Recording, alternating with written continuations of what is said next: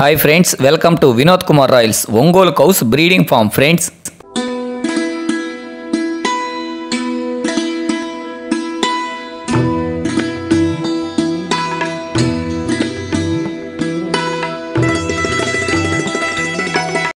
ఇంకా విషయానికి వస్తే ఇక్కడ కనిపిస్తున్న 2 ఒంగోలు ఆవులు మా ఫామ్లో పాడి ఆవులు.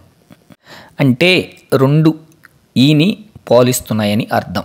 ప్రతిరోజు ఉదయం చీకటితో ఈ విధంగా దూడల్ని 2 పాలకి వదిలి 2 రొమ్ములు పాలు మేము తీసుకొని 2 రొమ్ములు దూడకనేది మేము వదులుతాము.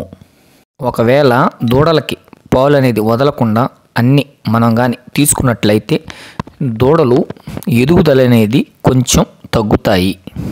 దూడలకి ఎప్పుడు పాలు కానీ మనం పుష్కలంగా తాగితే అవి బలిష్టంగా తయారవుతాయి. ఇది Shiva bull, long form bull. ఇది Shiva bull semen straw L1 1992 అని ఉంటుంది స్ట్రా మీద. ఇది కపిల శివా బుల్, ఇది కపిల బుల్. ఇది Kapila bull Shiva KP 31 semen straw.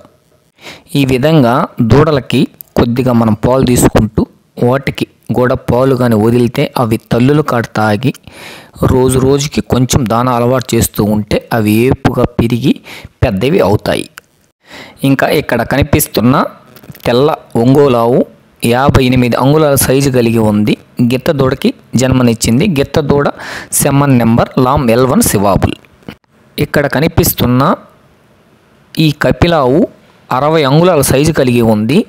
ఈ కపిలావు ఇప్పుడు గిత్త దూడకి జన్మనిచ్చింది. గిత్త దూడ సెమన్ నెంబర్ కపిల శివాబుల్. జై Hind. Thank you for watching. ఈ వీడియో మీకు నచ్చినట్లయితే లైక్ అండ్ షేర్ చేయండి. ఛానల్ని సబ్స్క్రైబ్ చేయడం మాత్రం మర్చిపోకండి. ధన్యవాదములు.